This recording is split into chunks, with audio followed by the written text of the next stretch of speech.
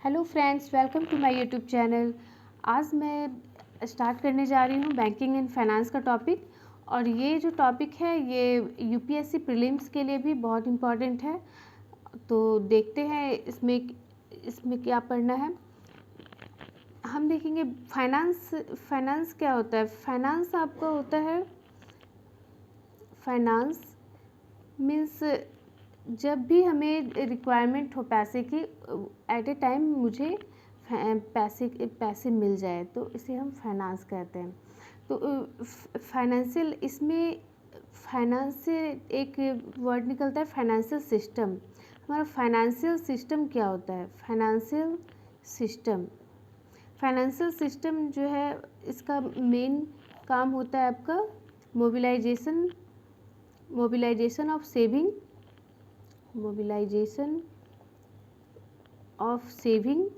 मतलब सेविंग को इकट्ठा करना एंड इसका प्रॉपर यूटिलाइजेशन ऑफ सेविंग, और इसका प्रॉपर यूटिलाइज करना सेविंग का। तो फाइनेंशियल सिस्टम का 4 कंपोनेंट्स होते हैं। फाइनेंशियल सिस्टम के 4 कंपोनेंट्स हैं आपके। फाइनेंशियल मार्केट, पहला हो गया फाइनेंशियल मार्केट, दूसरा हो गया आपका financial institution,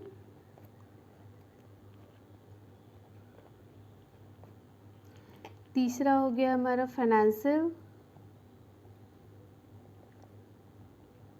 instrument,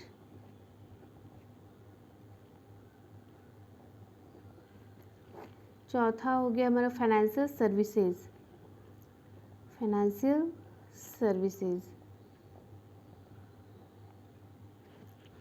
financial market के टाइप्स होते हैं आपके। एक मनी मार्केट,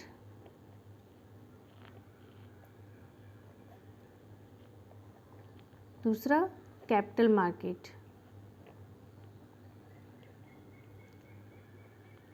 और फाइनेंशियल इंस्टीट्यूशन में आपका आ जाता है बैंकिंग इंस्टीट्यूशन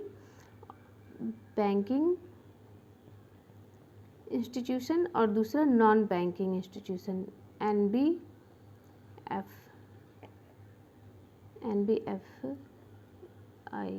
इंस्टीट्यूशन। और फाइनेंशियल इंस्ट्रूमेंट में आपके कुछ प्राइमरी सिक्योरिटीज़ आते हैं। प्राइमरी सिक्योरिटीज़ इसमें आपका हो जाएगा equity share, preference share and debenture. Equity share, preference share and debenture. और जो सेकेंडरी सिक्योरिटी होते हैं उसमें आपका आ जाता है इंश्योरेंस, म्यूचुअल फंड, ETC। ठीक है, तो ये हो गया हमारा फाइनेंशियल इंस्ट्रूमेंट। और फाइनेंशियल सर्विसेज में आ जाता है आपका फी बेस्ड, कुछ होता है फी बेस्ड और कुछ होता है फंड बेस्ड। फी बेस्ड सर्विसेज और कुछ होता है फंड बेस्ड सर्विसेज।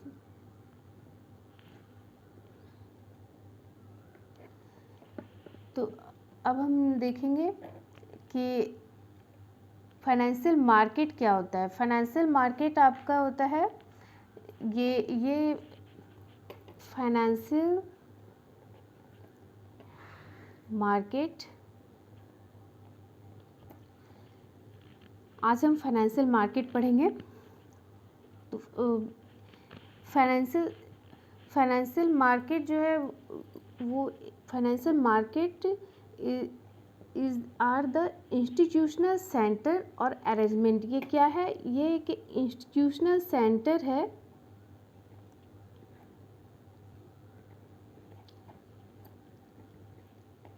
एंड, या फिर हम इसको अरेंजमेंट बोल सकते हैं। दैट ऑफर फैसिलिटेट, ये ऑफर फैसिलिटी प्रोवाइड करता है, facilities that offer facilities to sale and purchase of financial asset. To sale and purchase of, क्या चीज़ का सेल एंड परचेज करता है ये? फाइनेंशियल एसेट का, financial asset and credit instrument का, फाइनेंशियल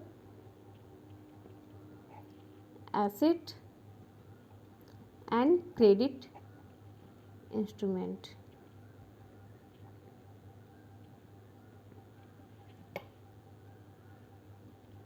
इसमें आप देखेंगे फाइनेंशियल मार्केट क्या होता है, ये एक इंस्टीट्यूशनल सेंटर है या फिर अरेंजमेंट कह सकते हैं, अरेंजमेंट है जो फैसिलिटी प्रोवाइड करता है क्या चीज़ का? Financial asset and credit instrument के सेल एंड परचेज का। क्रेडिट इंस्ट्रूमेंट में आपका currency, cheque, bank deposit, bill bond सभी आ जाते हैं। तो ये हो गया हमारा फाइनेंशियल मार्केट। और फाइनेंशियल मार्केट के पार्टिसिपेंट्स कौन कौन होते हैं वो हम देखेंगे। इसमें आपके फाइनेंशियल मार्केट में पार्टिसिपेंट्स आपके होते हैं फाइनेंशियल इंस्टीट्यूशन,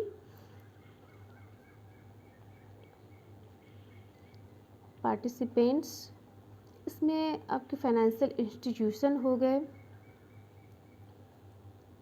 जिसमें बैंक वगैरह आते हैं, फाइनेंशियल इंस्टीट्यूशन।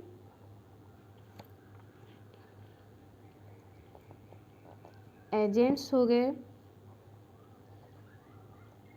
ब्रोकर्स हो गए, डीलर्स हो गए, ब्रोकर्स, डीलर्स,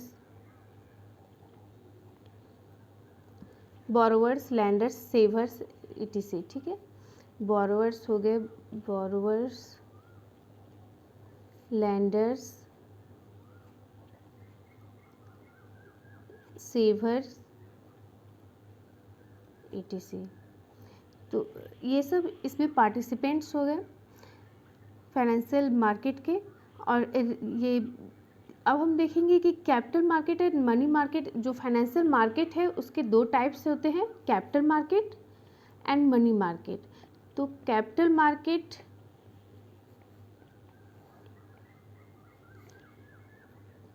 मार्केट होता क्या है और मनी मार्केट, इन दोनों के डिफरेंस को हम देखेंगे। मनी मार्केट,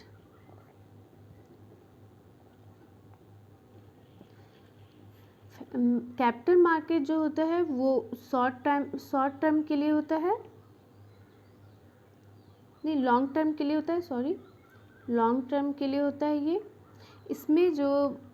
इसमें हम जो कैपिटल इन्वेस्ट करते हैं, मनी एंड कैपिटल जो इन्वेस्ट करते हैं वो लॉन्ग टर्म के लिए करते हैं, और इसमें जो मनी एंड कैपिटल जो इन्वेस्ट करते हैं वो शॉर्ट टर्म के लिए करते हैं। और कैपिटल मार्केट में जो इसमें जो इन्वेस्ट करते हैं हम पैसे, अगर हमें कैपिटल मार्केट से हम पैसे हम लेते हैं तो वो उसको हम यूज़ करते हैं किसमें? फिक्स्ड कैपिटल और वर्किंग कैपिटल के रिक्वायरमेंट में। तो इसका यूज हो गया आपका किसमें हम करते हैं? Fixed capital and working capital के रिक्वायरमेंट में, क्योंकि ये लॉन्ग टर्म के लिए होता है इसलिए इसमें फिक्स्ड कैपिटल भी हो गया। और वर्किंग कैपिटल जो होता है वो शॉर्ट टर्म, लॉन्ग टर्म, ये लॉन्ग टर्म से भी हम ले सकते हैं इसको, वर्किंग कैपिटल को, शॉर्ट टर्म से भी। और शॉर्ट टर्म के लिए अगर हमें पैसे की रिक्वायरमेंट होती है तो हम लेते कहाँ से पैसे रेज करते हैं? तो मनी मार्केट से। तो ये इसका यूज़ किस चीज़ में करते हैं हम? वर्किंग कैपिटल के लिए, वर्किंग कैपिटल रिक्वायरमेंट के लिए।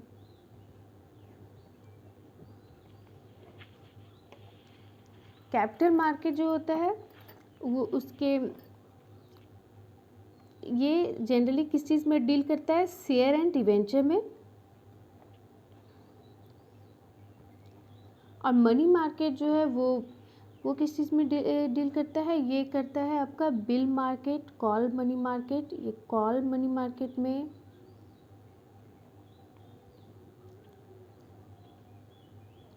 बिल मार्केट, फिर से एक्सेप्टेंस हाउस,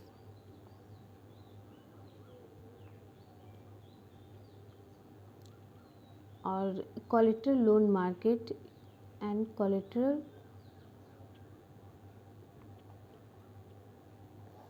लोन मार्केट। ये क्या होता है कॉल मनी मार्केट? ऐसे तो ये सब हम आगे डील करेंगे, लेकिन अभी शॉर्ट में हम बता देते हैं। कॉल मनी मार्केट होता है आपका बैंक टू बैंक ट्रांजेक्शन। मतलब अगर बैंकों को अगर ज़रूरी इमरजेंसी सिचुएशन में पैसे चाहिए होते हैं, तो सबसे पहले वो बैंक अपने दूसरे बैंक के पास जाता है। अगर जैसे कि आपके फ्रेंड हैं, अगर फ्रेंड को कुछ पैसे की ज़रूरत पड़ती है, तो वो किसके पास आएगा? अपने फ्रेंड के ही पास आएगा। यानी अगर आपको पैसे की ज़रूरत है, आप पहले फ्रेंड के पास जाएंगे, उसके बाद आप अगर ना मिले तो फिर आप अपने बैंक के पास जाते हैं। तो फिर उसी तरह बैंक जो है, बैंकों को पैसे की ज़रूरत होती है, तो पहले वो बैंक के पास जाता है, और फिर ना मिले तो फिर आरबीआई के पास जाता है। तो बैंक के पास जब जाता है, जब 1 डे के लिए अगर पैसे लेता है, तो वो हमें कॉल मनी कहलाता है। कॉल मनी 1 डे के लिए अगर पैसे लोन पे लेता है तो कॉल मनी कहते हैं उसे। और बिल मार्केट क्या होता है? बिल मार्केट हो गया गवर्नमेंट जो सिक्योरिटी इशू करती है उसे बिल कहते हैं, टी बिल, ट्रेजरी बिल। तो ये हो गया बिल मार्केट। और ये सब के बारे में हमें डिटेल में पढ़ना है, इसलिए मैं शॉर्ट में बता रही हूँ। एक्सेप्टेंस हाउस क्या होता है? एक्सेप्टेंस हाउस होता है आपका, अगर बैंक को दूसरे बैंक से जो लोन लेता है, तो उसके लिए उसे परमिशन की ज़रूरत होती है, आरबीआई की परमिशन की, जिसे हम एक्सेप्टेंस हाउस कहते हैं। एंड कोलेटरल लोन मार्केट, इसमें होता है आपका कि आपको लोन देना है कोलेटरल, मतलब कुछ एसेट जमा करके, तो वो चीज़ होगी आपको कोलेटरल, यानी कुछ एसेट आपको देने होते हैं तब लोन मिलेगा। तो ये सारे हो गए मनी मार्केट के कंपोनेंट्स। एंड अब हम देखेंगे कि money market and capital market के मिडिल मैन कौन होते हैं। तो कैपिटल मार्केट में आपके मिडिल मैन का रोल करता है आपका इन्वेस्टर एंड एंटरप्रेन्योर के बीच होता है, ठीक है, इन्वेस्टर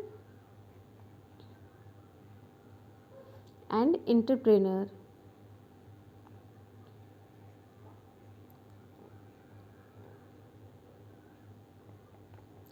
मतलब अगर कैपिटल मार्केट में जो कंपनी होती है वो अगर शेयर इशू करती है, तो अगर वो न्यू कंपनी है तो उससे बैंक जो है वो खरीद लेती है शेयर, और वो शेयर इशू करती है, आपको इंडिविजुअल जो खरीदना चाहे उन्हें देती है।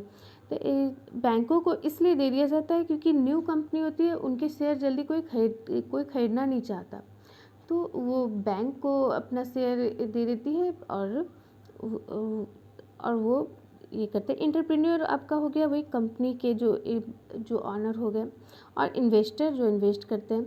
तो ये एंटरप्रेन्योर का काम करती है आपका, अगर न्यू कंपनी है तो बैंक करती है। ऐसे कोई भी कंपनी अपना शेयर बैंकों को दे सकती है कि वो मेरे शेयर को बेचने में मदद करें।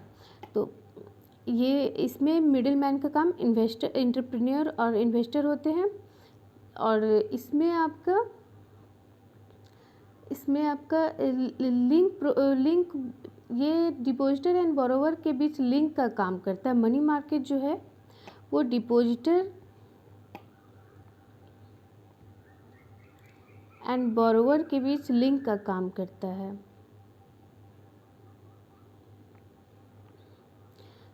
तो अब देखते हैं हम मतलब मनी मार्केट होता क्या है। पहली बात, मनी मार्केट में आपका जो भी जहाँ से भी पैसे इकट्ठा हो, मोबिलाइजेशन ऑफ सेविंग एंड उसका प्रॉपर यूटिलाइजेशन, यही होता है। मतलब आप जैसे बैंक हो गए, कुछ ऑर्गेनाइज सेक्टर के मनी मार्केट, कुछ ऑर्गेनाइज सेक्टर होते हैं। इसमें मनी मार्केट के 2 पार्ट हैं। ऑर्गेनाइज सेक्टर 2 सेक्टर में डिवाइड है ये, और कुछ अनऑर्गेनाइज सेक्टर। तो जहाँ से भी इकट्ठा हो, पैसे जमा हो, तो मनी जहाँ से भी आए उसे वो हो गया आपका मनी मार्केट का काम हो गया कि पैसे का इकट्ठा करना कहीं से भी और उसे प्रॉपर यूटिलाइज करना। और ये लेकिन शॉर्ट टर्म के लिए होता है।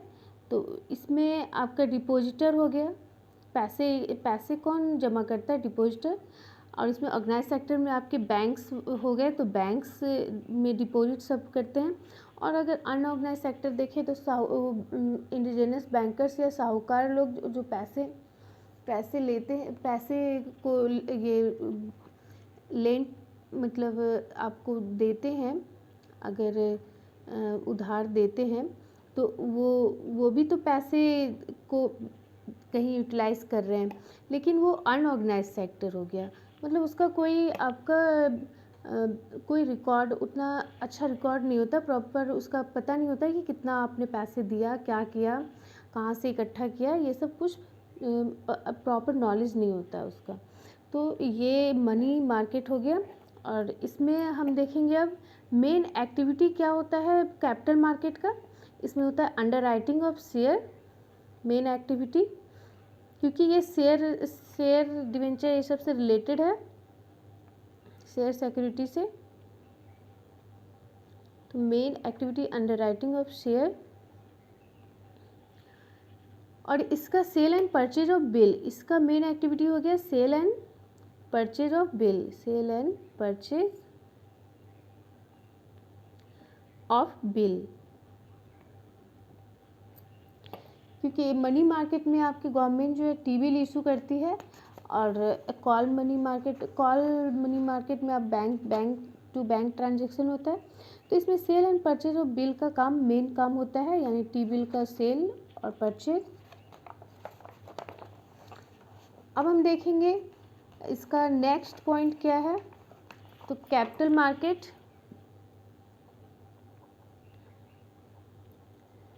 And money market.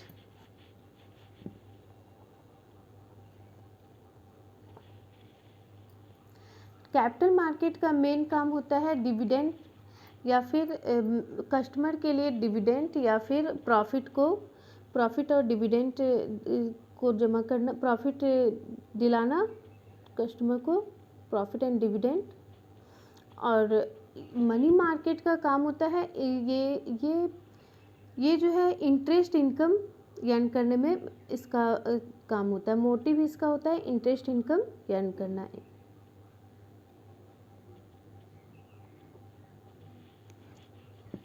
Money market में इंटरेस्ट इनकम कैसे अर्न होता है?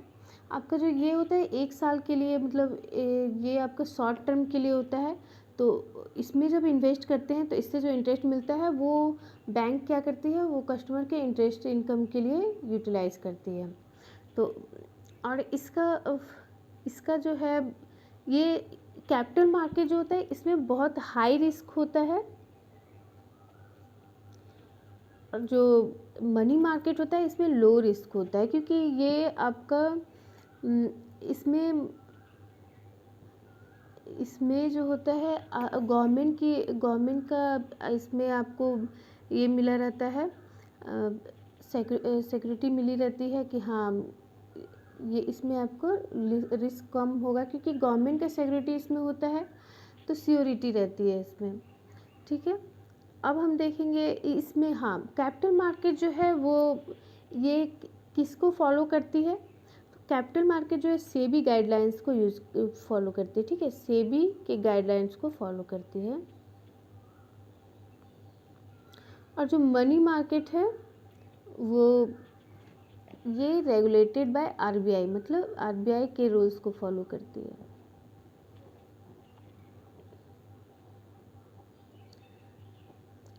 तो हमने देखा कैपिटल मार्केट और मनी मार्केट में क्या डिफरेंस है। अब हम देखेंगे कि कैपिटल मार्केट और मनी मार्केट में क्या इसके इंस्ट्रूमेंट से पहले हम देख लेते हैं कि इसमें रिलेशन क्या है money market and capital market का। रिलेशन क्या है वो देख लेते हैं। तो रिलेशन आपका पहला हो गया, आपका ये इंटर रिलेटेड इंटरेस्ट रेट पाया जाता है इसमें। इंटर रिलेटेड इंटरेस्ट रेट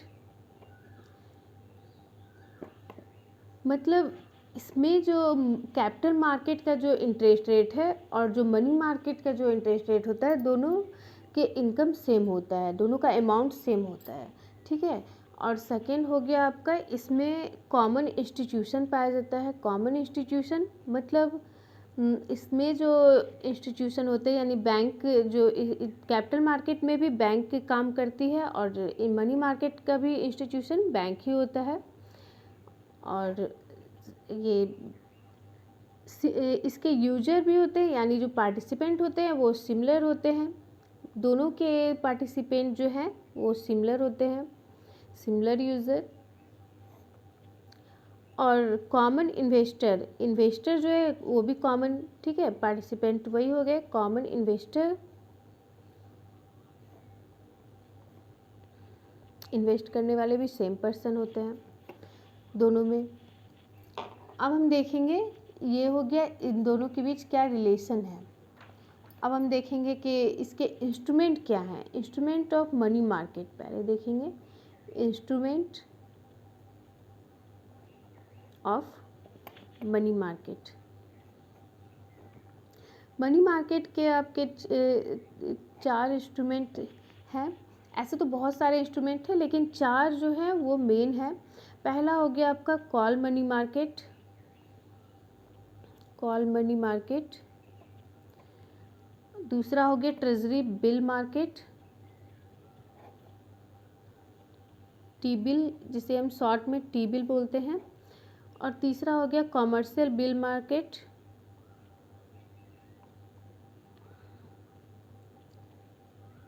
और चौथा हो गया कॉमर्शियल पेपर मार्केट।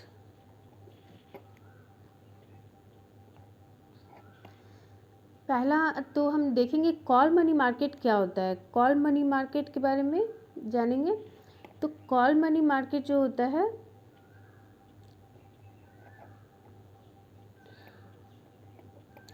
इसे हम क्या बोलते हैं, बैंक टू बैंक ट्रांजैक्शन या इंटर बैंक ट्रांजैक्शन। ये क्या होता है, इंटर बैंक ट्रांजैक्शन बोल सकते हैं या बैंक टू बैंक ट्रांजैक्शन। मतलब ये एक बैंक दूसरे बैंक से अगर पैसे लेती है तो उसे हम बैंक टू बैंक ट्रांजैक्शन या इंटर बैंक ट्रांजैक्शन कहते हैं, ठीक है। और इसमें अगर हम मनी लेंड फॉर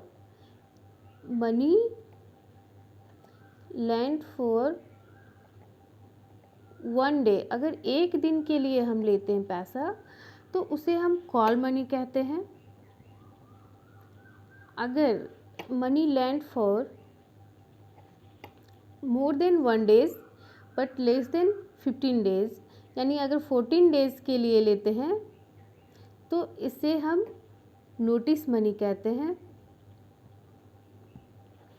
अगर money land for more than 14 days but less than 365 days, यानी 364 डेज के लिए अगर हम लेते हैं तो उसे हम टर्म मनी कहते हैं।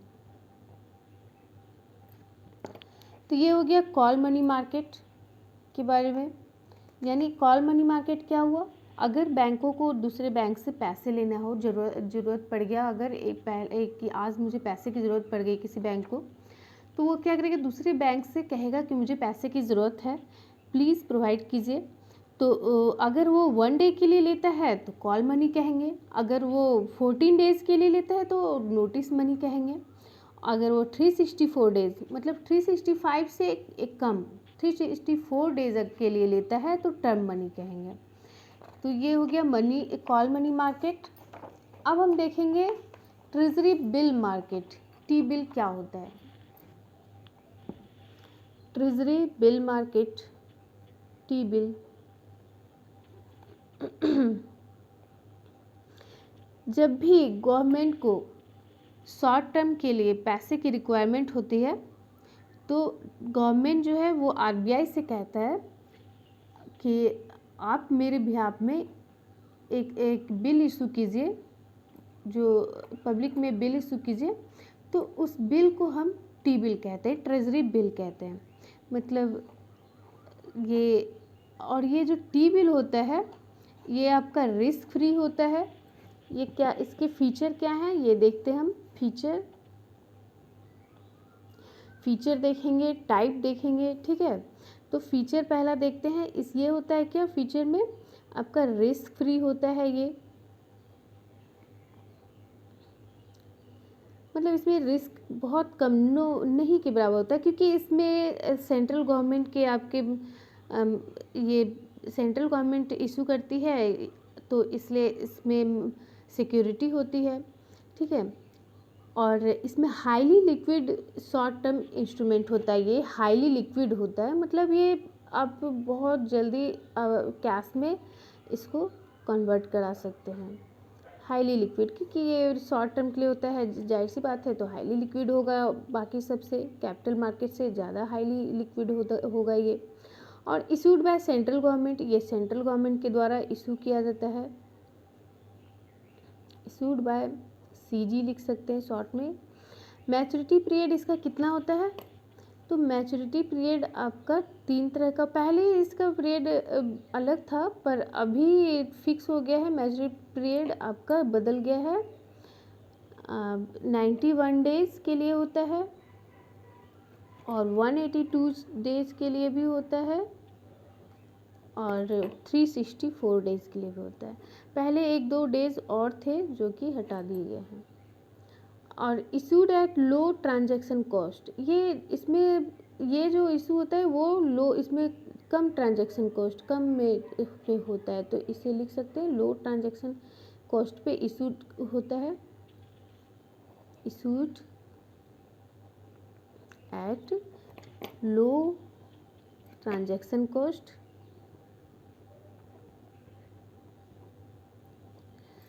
और T bill qualify to including SLR, इसको टी बिल को हम एसएलआर में इंक्लूड कर सकते हैं, मतलब किसी भी बैंक को कुछ पैसे एसएलआर के रूप में रिजर्व रखने होते हैं, एसएलआर के रूप में रिजर्व रखने होते हैं, तो ये एसएलआर में आप कैश भी रख सकते हैं, गोल्ड भी रख सकते हैं और अप्रूव्ड मार्केटेबल सिक्योरिटी भी रख सकते हैं। तो अप्रूव्ड मार्केटेबल सिक्योरिटी जो होता है उसमें आपका टी बिल भी आता है,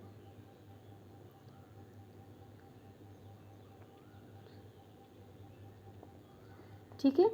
तो एसएलआर के रूप में इसे हम रख सकते हैं। और टी बिल जो होता है वो 25,000 के मल्टीपल में इशूड होता है, ठीक है। और ये किस तरह इशू होता है, तो ये 25,000 के मल्टीपल में इशूड होता है और ये डिस्काउंट में इशू होता है, ठीक है। Issued at discount, issued at discount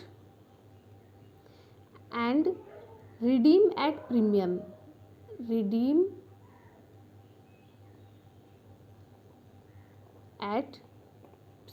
पार पे रिडीम होता है, मतलब 25,000 के मल्टीपल में हमारा टी बिल इशू होता है। तो सरकार, ये गवर्नमेंट क्या करती है, 25,000 का जो, पहली बात हम देखेंगे कि ये डिस्काउंट इशू है, डिस्काउंट क्या होता है, रिडीम एट प्रीमियम, पार क्या होता है, मतलब पार क्या होता है और ये डिस्काउंट क्या होता है, इसमें हम देखेंगे। तो पार मीन्स हो गया आपका, मीन्स पूरा 25,000, वैल्यू ऑफ 25,000 का जो ये टी बिल है, तो ये पूरा 25,000 जो हो गया ये पार वैल्यू हो गया। और अगर इशू हम डिस्काउंट पे करते हैं तो ये यानी कम पे इशू होता है, 25,000 से कम पे, यानी 20,000 भी हो सकता है, 21,000 भी हो सकता है, मतलब 25,000 से जितना कम आप इशू कर सकते हैं, डिस्काउंट पे इशू होता है। लेकिन रिडीम, जब आपको पैसे मिलेंगे तो 25,000 पूरा मिलेगा,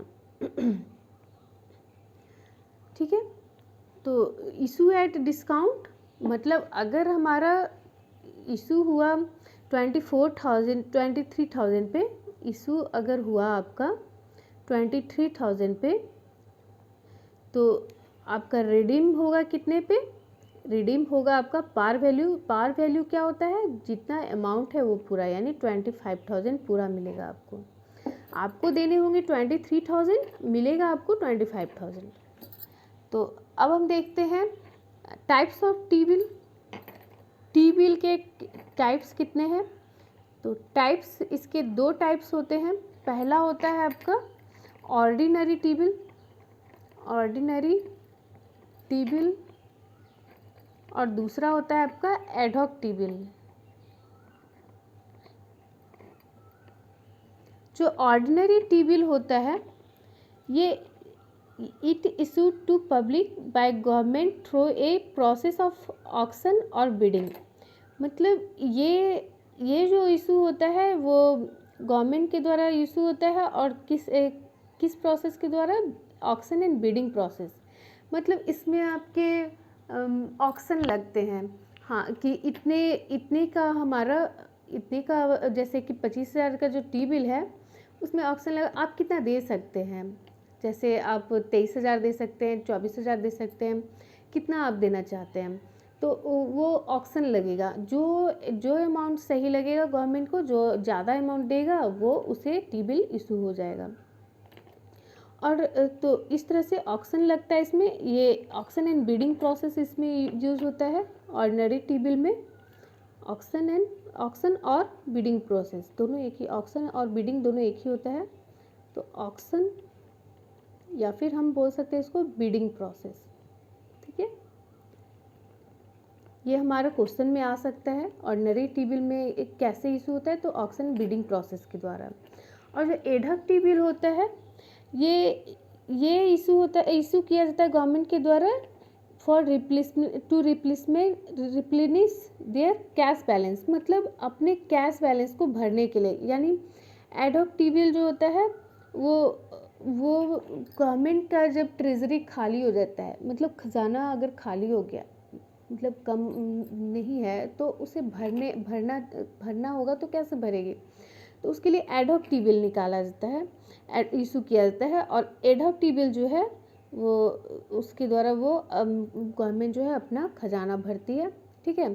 तो ये इसमें आपका जो मेन जो पॉइंट्स हो गया, रिप्लेनिश, ये किस लिए इशू होता है, तो to replenish their cash balance, ठीक है।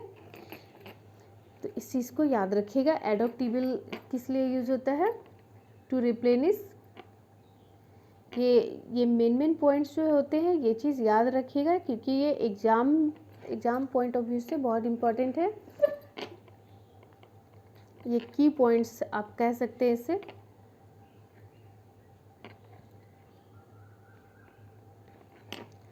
अब हम देखेंगे, ये हमारा टी बिल का टॉपिक कंप्लीट हुआ। अब हम देखेंगे कॉमर्शियल पेपर मार्केट क्या होता है।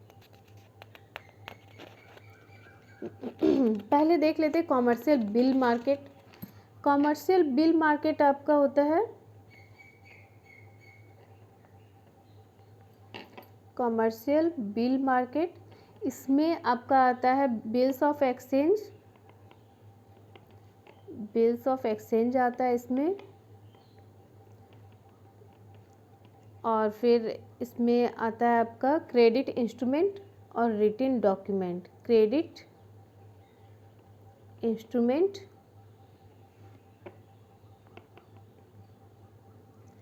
और रिटन डॉक्यूमेंट।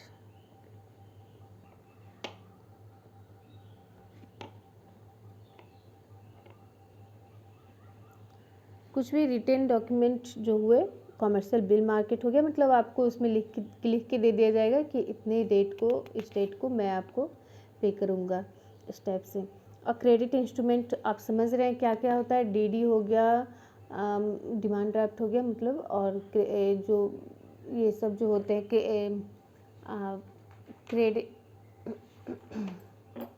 चेक हो गए, बैंक डिपॉजिट हो गए, ये सब, और करेंसी हो गए, तो ये सब जो है आपका क्रेडिट इंस्ट्रूमेंट होता है, ठीक है। और रिटन ये बिल्स ऑफ एक्सचेंज तो आप जान रहे हैं कि बिल्स ऑफ एक्सचेंज क्या है, जो आपने कॉमर्स में पढ़ा है। ये भी आपका रिटन में दिया जाता है।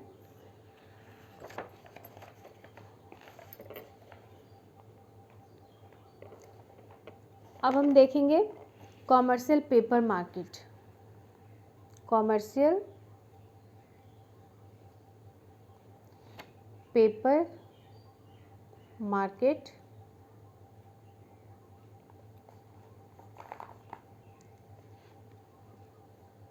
कॉमर्शियल पेपर मार्केट जो होता है वो आपका अनसिक्योर्ड इंस्ट्रूमेंट होता है। ये आपका अनसिक्योर्ड होता है, अनसिक्योर्ड इंस्ट्रूमेंट। और ये जो होता है बियरर होता है, मतलब ये कोई भी इसे, अगर आपके पास कॉमर्शियल पेपर है, अगर वो गलती से गिर गया तो वो किसी और के पास अगर चला गया तो वो भी उसका यूज कर सकता है, तो इसे बहुत संभाल के रखना होता है। और ये इसमें आपका बायबैक फैसिलिटी प्रोवाइड किया जाता है। Commercial paper have a buyback facility, CP have a buyback facility.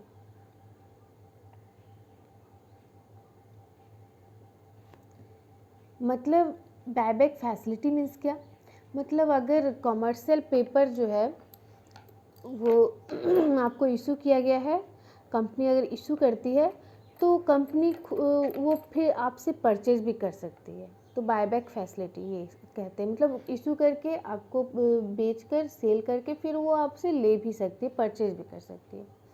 और मैच्योरिटी पीरियड इसका क्या होता है, 12 मंथ या 12 मंथ तक होता है आपका, यानी 1 ईयर का होता है। जाहिर सी बात है ये मनी मार्केट का शॉर्ट टर्म के लिए होता है, यानी ये 364 डेज़ के लिए रहेगा, 365 से एक दिन कम। और एक कंपनी जो होता है, मतलब एक कंपनी जो है वो CP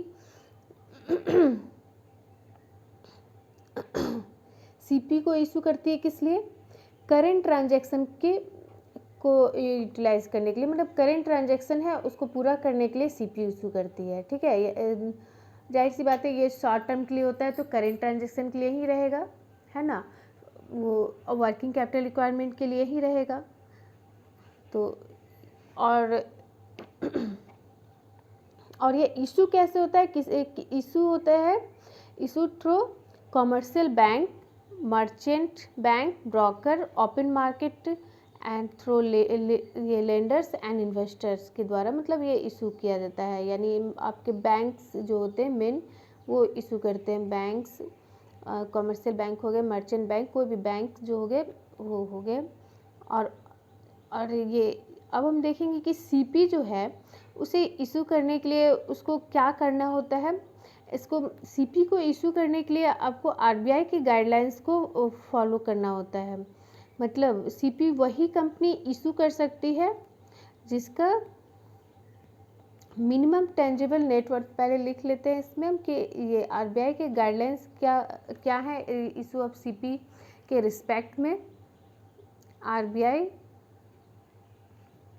guidelines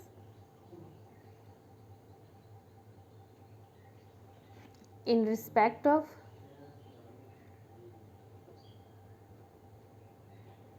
issue of CP, issue of CP।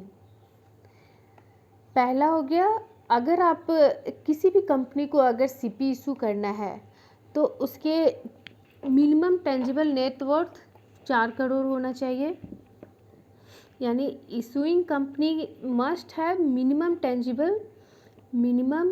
Tangible net worth of 4 crore, 4 crore उसका नेट वर्थ होना चाहिए। Second, issuing company must have the fund based working capital of 4 crore, मतलब working capital, fund based working capital आपका कितना होना चाहिए, WC आपका 4 करोड़ तक होना चाहिए। और CPR issued by company to the extent of 75% of working capital limit. और जो वर्किंग कैपिटल जितना आपके पास है, जिस कंपनी के पास जितना है उसका 75% ही वो इशू कर सकती है CP, 75% ऑफ वर्किंग कैपिटल ही वो CP इशू कर सकती है। और एक और आपका ये होना चाहिए कि अगर जिस कंपनी का रेटिंग स्केल अच्छा हो, यानी ये मिनिमम क्रेडिट रेटिंग, अगर क्रिसिल में आपका मिनिमम क्रेडिट रेटिंग P2 है, और इकरा, अगर इकरा में आपका ये रजिस्टर है तो इकरा में आपका मिनिमम कैपिटल रेटिंग A2 है तो आप कंपनी, तो वो कंपनी जो है वो CP इशू कर सकती है। तो ये जो 4 गाइडलाइंस है वो फॉलो करने होते हैं अगर CP इशू करना है किसी कंपनी को। तो अब हम देखेंगे कॉमर्शियल पेपर के टाइप्स क्या हैं। टाइप्स, एक हो गया प्रॉमिसरी नोट। प्रॉमिसरी नोट क्या होता है, इसमें प्रॉमिस किया जाता है कि मैं इस डेट को आपको ये प्रॉमिस, इसमें प्रॉमिस होता है, रिटन में प्रॉमिस करके दिया रहता है कि इस डेट को आपको मैं रिडीम कर दूंगा पैसा, तो वो चीज़ के बारे में दिया हुआ रहता है। और ड्राफ्ट हो गया आपका, फिर चेक हो गया, सर्टिफिकेट ऑफ डिपॉजिट हो गया,